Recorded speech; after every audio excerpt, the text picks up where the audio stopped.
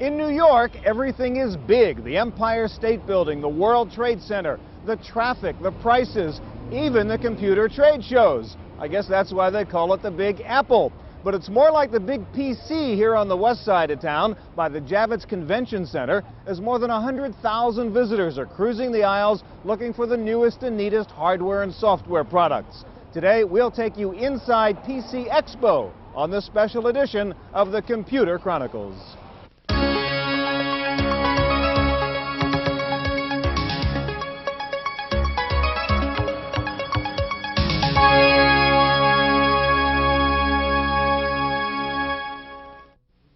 Computer Chronicles is made possible in part by the Software Publishers Association, providers of educational materials to help manage software. Don't copy that floppy. Welcome to the Computer Chronicles. I'm Stuart Chaffee here at PC Expo in New York, along with Tim Baharin, President of Creative Strategies. Tim, this is the biggest PC Expo ever with more than 100,000 people here. But I guess the big story here in New York is Chicago. Right. Chicago is what everybody wants to come and see. They want to know what the next generation of Windows is going to look like. And it's interesting because Microsoft's not really showing them the whole kimono per se. What they're actually showing is little tidbits such as the taskbar and how you go to start new applications for the multitasking. And, a few little tidbits. Get everybody's appetite whet. The other thing that this show is real interesting is that you're seeing small portables are being hot. So for example, when you go over to the Sony booth, you'll see a brand new CD-ROM drive, 2.5-inch format, both portable and can be actually interjected into a PC. But in that little 2.5-inch drive, which is read-write, you can actually put 140 megabytes of information. Another booth here that's really been crowded has been the Epson booth. They have a new printer, a DeskJet type printer, inkjet, that has color inkjet, but it uses a new technology that they have that lets you have what looks like photorealistic images. Really a beautiful color printer. $550, amazing. And the other thing that's really high is this portable computing side, and the one that people are looking at a lot is this notebook or sub-notebook, the Portage, which is a TFT-based color notebook that's really hot from Toshiba. So it's a really interesting show in that context. All right, today we'll take you on a tour of the Big Apple's big computer show. The cab fare is free, so come along for a ride down the information highway, and we'll take it one aisle at a time. Trade shows include a little bit of everything these days to grab your attention. Here at PC Expo, there was the Intel World Chess Grand Prix, featuring chess champion Garry Kasparov. This is just madness happening on the chessboard. We've tried to make some sense of it for you. Symantec hosted the first information superhighway wedding, conducted over ISDN lines. Let it rather be a moving sea between the shores of your souls. And hundreds of people waited in line to experience virtual reality through cybercycling and hang gliding. On the more serious side, the big players were pushing mainstream computer products, and the major push here was from IBM, Motorola, and Apple, who were trying to convince the attendees that the PowerPC is the future of personal computing. IBM was talking about a PowerPC computer, but the first real PowerPC machine came from a Taiwanese company called Datatech.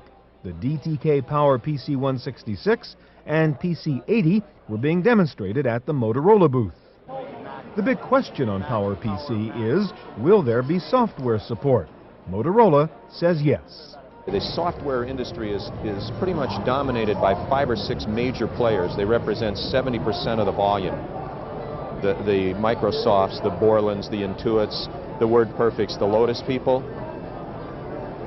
Their top 175 packages also represent about 70% of the volume. They're doing native ports to PowerPC on those top 175 contemporary packages. So 70% of the market is going to be covered with native apps. The other packages will be done with emulation, and over time, as the volume supports it, they'll be ported native also. Apple was also at PC Expo telling the Power Mac side of the PowerPC story. Apple's strategy is to utilize the speed of the PowerPC chip to provide users with a choice of operating environments. What we do provide is the ability, and what we're demonstrating, to essentially have a single display that gives the users the ability to easily essentially toggle between the environments, have both environments currently active, What I'm actually demonstrating here is two displays hooked up, so you can look at the Macintosh environment with System 7 on one display and DOS and Windows on the other. But despite all the hoopla for the Power PC and the Power Mac, Tim Baharin says a realistic view of the PC world is that not much is going to change. Intel, with their Pentium and their P6, which is their next generation product, I mean, these are basically going to be mainstream products.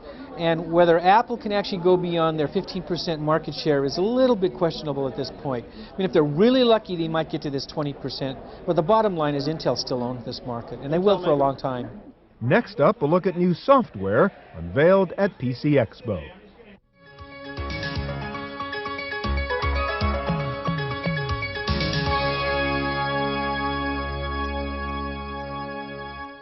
A computer trade show is always a likely venue for introducing new software products, and PC Expo was no exception. The new WordPerfect Novell company introduced their new business suite, Perfect Office. Microsoft was showing sneak previews of Windows 4.0, and Borland finally released DBase for Windows. Borland chairman Philippe Kahn showed up at PC Expo to do the honors himself. Kahn says DBase for Windows is completely compatible with the earlier DOS product and includes new features like the Navigator, which gives you easy access to tables, queries, forms, and applications. The Form Designer is also new in DBase 5 for Windows. You can look at live data while you're designing the form, so you can see exactly what the final results will look like. DBase for Windows uses object-oriented technology, meaning you can use built-in objects or create new ones that can be reused. One of the major software themes at this trade show was the continuing battle between IBM's OS/2 and Microsoft's Windows. IBM was bragging about the fact that its newest version of OS/2 was already on the market, while Microsoft was still beta testing its latest Windows upgrade. IBM had some fun with Microsoft and its delays on Chicago, the pre-release name for Windows 4. But the crowds at PC Expo didn't seem to care that much about delays. There were mobs at the Microsoft booth for sneak previews of Chicago.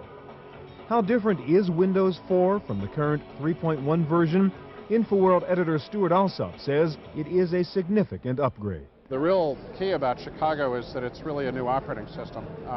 All the complaints that people have about Windows in terms of its tendency to fail at crucial moments and to have to edit your configuration files and all of the difficult stuff about Windows are really what Microsoft changes. So with a new operating system, it's self-configuring and it's self-managing and it's got a better user interface, and so it should fundamentally be an easier system to use and more fun.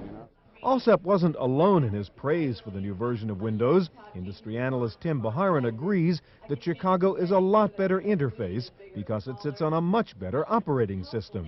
This is a brand new operating system with an entire different set of code that does not rely on DOS whatsoever. So from a new user standpoint, it's very intuitive, easy to look at, point and click, and you can pretty much get into it within about 5 minutes. From a power user standpoint, it gives you some of the things that the Macintosh had. Lets you be able to drag and drop files. For example, in DOS, you could only do 8 or 9 characters for a file. Now you can do up to 255 characters. If you're still a DOS user, IBM also demonstrated its new PC-DOS 6.3. Though IBM has reached an agreement with Stack Electronics to use stacker technology in all future versions of PC-DOS, 6.3 still uses the less efficient Superstore data compression. Not to be left out of the operating system wars, Apple is promoting its new System 7.5 for the Macintosh. But Tim Baharin says major improvements in the Mac interface are still one upgrade away. The truth of the matter is we probably won't see a lot of new innovation from Apple on the interface design until we get to 8.0, which in that point would be a brand new operating system that would add a lot of new features that are easier to use. And at this point, I'm probably not going to see that till sometime mid-1995. Apple also used PC Expo to launch the new upgrade to QuickTime version 2.0. QuickTime 2 is available for Windows as well as for the Mac. The new QuickTime allows you to open a larger video window than before, and it adds MIDI support. It also gives you the option of doing full-motion video in software only, or it will also support MPEG and JPEG video compression boards. MPEG really allows us to do full screen, 30 frame per second, 640 by 480, at a higher quality than what's possible in software only. We also support, for people who are doing professional applications on the Macintosh version, we support motion JPEG, and in that context it's possible to do 60 field per second video. Another major feature we've added on the Macintosh side is timecode, so we've really added a number of professional enhancements for people who want to do video authoring, playback. Other big software companies exhibiting at PC Expo included WordPerfect, or was it Novell? It didn't seem to matter to the crowds. They wanted to see the company's new business suite called Perfect Office. The suite includes WordPerfect, Quattro Pro, and Paradox, along with presentations, InfoCentral, Symmetry, and WordPerfect's newest product, Envoy. Envoy is an electronic publisher that allows you to send a document to a few users or company-wide for viewing and annotation. With Envoy, the recipient does not have to be using the same word processor that you used to create the message.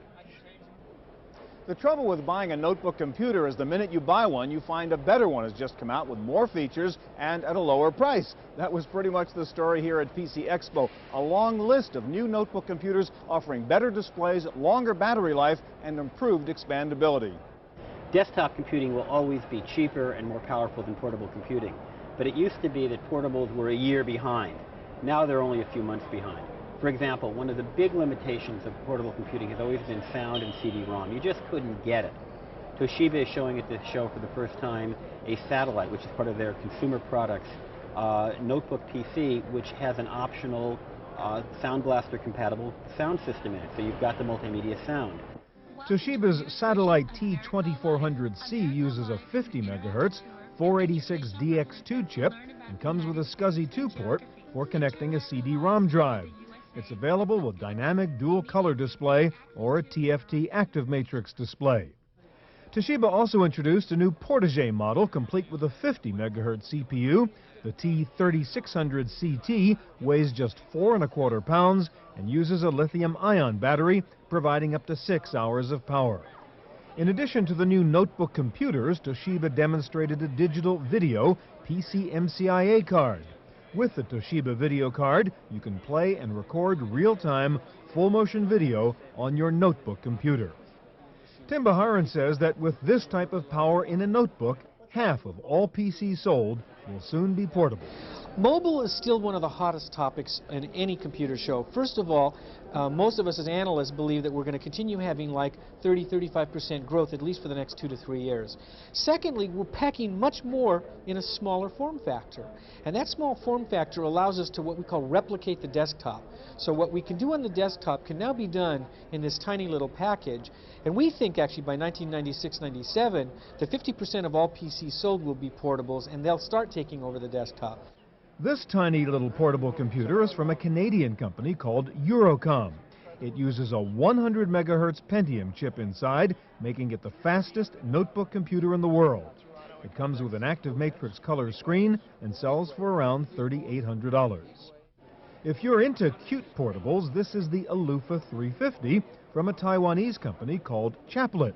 This computer is so small, the spec sheet lists its dimensions in millimeters. The Alufa Mini Notebook runs on standard alkaline batteries and comes in a color or monochrome version. Price ranges from $1,500 to $2,300. If you own an older model portable computer, a company called Corporate Upgrades says don't replace it, upgrade it. They can upgrade most 286 and 386 portables with a new 486 chip. If you have one of the newer notebook computers, you're probably in the market for PC-MCIA peripherals. Coming up next, PC-MCIA at PC Expo.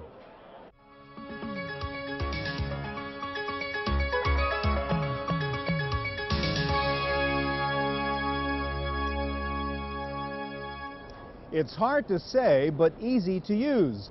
PC-MCIA describes these tiny little expansion cards that are migrating from just notebooks to desktops and becoming the new expansion standard for adding peripherals to your PC. If you bought the latest high-speed PC-MCIA fax modem for your laptop and wish you could use it on your desktop, a company called Ministore has the answer. The Docket Socket replaces an internal 3.5 or 5¼ inch floppy drive slot with a PC MCIA slot, allowing you to use the cards on your desktop. Computer author Larry Maggett says that these little PC MCIA cards will eventually become the expansion standard for all PCs. I see PC MCIA ultimately overtaking the standard cards that we have in our PCs. I mean, they make much better sense. They're smaller. Ultimately, they would be cheaper to produce, and they're ubiquitous. You can put them in a notebook, you can put them in a desktop, you can put them in a handheld device, you can put them in a Mac, you can put them in a PC. They really are the one peripheral that can go almost anywhere. One way to use a PC MCIA slot is for more hard disk storage. Ministore has a 130 megabyte PC MCIA hard drive card, and it comes with stacker compression built in, so you really get 260 megabytes of storage capacity. It is a Type 3 card, so it does take up 2 PC MCIA slots. Another way to use a PC MCIA slot is to add a SCSI port to your portable computer. This is a Daptex Slim SCSI, a PC MCIA to SCSI host adapter. You can hook up a CD-ROM drive through this port, or up to 7 daisy-chain peripherals. The Adaptex Slim SCSI costs less than $350. A company called NovaLink showed off 2 PC MCIA modems. The Nova Modem 144 combines data, fax, and voice messaging capabilities for less than $300. The Nova Pack 144 adds paging capability and sells for about $450. Both modems can even replace your answering machine. Please give me a call as soon as you can. I have something very important to talk to you about. Thank you. The Nova Pack can receive numeric messages as a standalone pager, and it can even handle alphanumeric messages when connected to your computer. While PC MCIA is a convenient expansion standard, Stuart Alsop says there are still standards problems. The problem with PC MCIA is it is a generic technology, so it can be applied to anything. And also, as a result of that, there have been some incompatibilities, some difficulties in implementing it. You know, this card's too big to fit into this slot, and which machine has which kind of slot, and it's very hard to figure this stuff out. And as a result of that, it hasn't been as popular as it was expected to be in terms of the sales of the cards. Coming up next, the latest in color printers from PC Expo.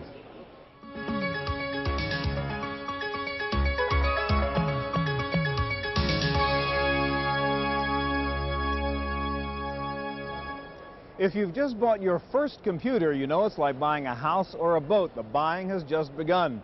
Time now for add-ons and the decisions as to what else to buy. Well, we found some good ideas for you here at PC Expo, from new color printers to miniature CD drives that read and write data. Sony showed off the portable MD data drive, a new storage technology based on Sony's mini-disc personal audio system. The drive is smaller than the average Walkman stereo, yet provides 140 megabytes of rewritable storage on a 2.5-inch magneto-optical disc. Access time is comparable to a single-speed CD-ROM drive at 300 milliseconds, and it will play your audio discs. If access time is important, you may want to look at Sony's 3.5-inch portable magneto-optical disc drive. This is faster than the mini-disc with 150 millisecond access time. This is a prototype unit, but Sony says internal and external models will be available later this fall for about $800. There were printers for every budget here at PC Expo. If you want fast printing, how about this Typhoon 60 from Data Products? This laser printer does 60 pages per minute, but it costs $95,000. Hewlett-Packard demonstrated the new DeskJet 650C color inkjet plotter for people who need fast, affordable, large format color output. This printout measures 3 feet by 4 feet, takes only about 10 minutes to complete, and has a resolution of 300 dpi. The price on the HP 650C color plotter is under $10,000. Epson demonstrated its new Stylus color inkjet printer. The Epson Stylus can print up to 720 dpi and sells for less than $600. This new printer from Epson is one of the first color printers that makes me think that color can go mainstream. At $550, you're getting an inkjet printer that gives you photorealistic images. Now, albeit it's got to be on a specially coated paper, but still, I can do spot color very easily and very quickly. And when you look at that, as well as things that are being done by Canon, by HP, by almost every printer manufacturer who is saying color is where it's at, They're now saying that, of course, inkjet is the fundamental architecture that they're going to support. So that makes me believe that with all of this activity, and especially with prices of $550 for this Epson product, that you are going to see color go mainstream by the end of this year. I saw some very interesting color printing. Epson's 720 dot per inch color printer looks good. I saw in some of the private suites and non-disclosures some even better printers that will be coming out later in the year from some of the companies. Color with essentially no compromise inkjet. You're going to have inkjet printers that are printing 4, 5, 6, 7, maybe even 8 pages per minute in black and white that can also print color that are going to sell for under $500. I wonder whether people are going to want to buy a laser printer. When they get color, when they get laser performance and laser quality for a lot less money, inkjet has a very big future. There were the usual interesting odds and ends at this PC Expo. Q-Voice introduced a voice-activated PC security system that uses the individual characteristics of your voice as a decryption key. VoiceLock stores your voice print and analyzes it, much like a fingerprint, to confirm your identity. And if you're tired of tangled cords or can't find a flat surface for your mouse, Arcana Technologies has a new mouse for you. The IMP is an infrared wireless mouse which can be operated like a TV remote control. Instead of a trackball, the IMP uses a pressure-sensitive finger pad, so you can sit back, put up your feet, and compute all night long. That's our report from PC Expo in New York. For the Computer Chronicles, I'm Stuart Chaffee.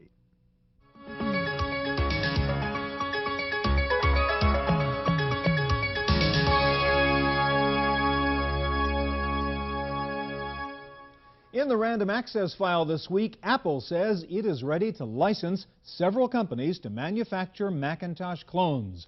Initial reports indicated the deal was with 3 foreign companies in Europe and Asia, and that the companies would not be authorized to use the English language version of the Mac operating system, meaning initial sales of the Mac clones would be limited to foreign markets. However, other reports have indicated that Apple will license the Macintosh operating system to some American companies for sale in the United States.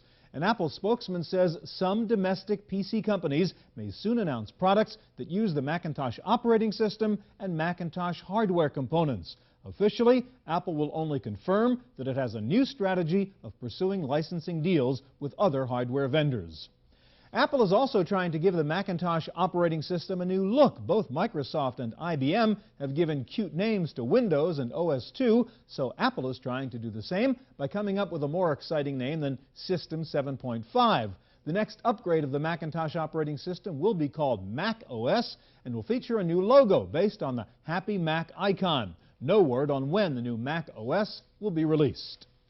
Compaq has launched several new models in its effort to stay #1 in the PC market. 4 new Presario models were announced last week. 2 of the models come with a built-in TV tuner, so you can use your PC as a TV. Just plug in a TV cable line and you can watch television on your computer.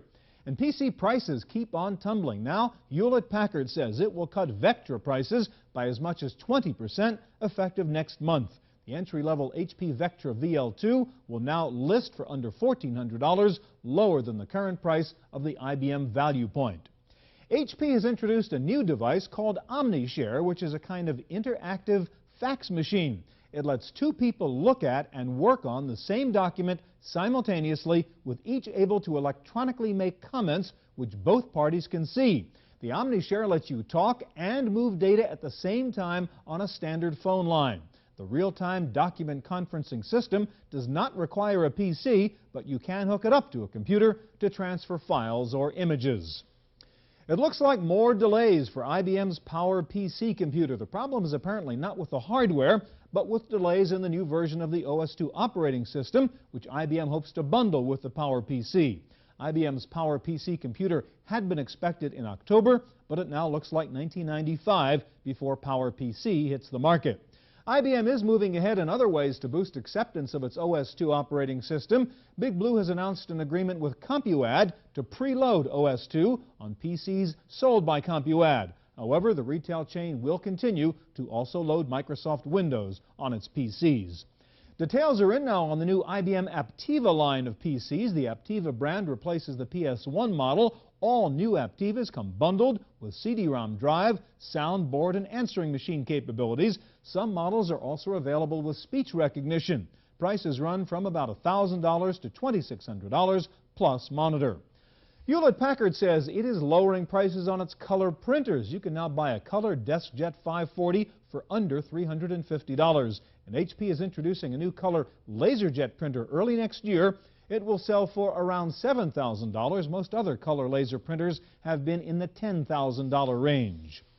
Finally, Matsushita of Japan, the company which makes Panasonic appliances, says it has developed a new ultra-high density storage technology which is thousands of times more efficient than traditional optical storage. Matsushita says it can store a 2-hour movie in 2/10 of a square centimeter of space. That's it for this week's Computer Chronicles. I'm Stuart Chaffee. We'll see you here next time. Computer Chronicles is made possible in part by the Software Publishers Association, providers of educational materials to help manage software. Don't copy that floppy. Video cassette copies of this program are available. Computer Chronicles also publishes a companion newsletter containing details on products demonstrated and information on program topics. To order a video cassette or a newsletter, call 1-800-800-9520 or write Computer Chronicles. Please specify program subject for tapes. All orders include a free software program for auditing software use and information on the definitive guide to keeping your organization's software legal.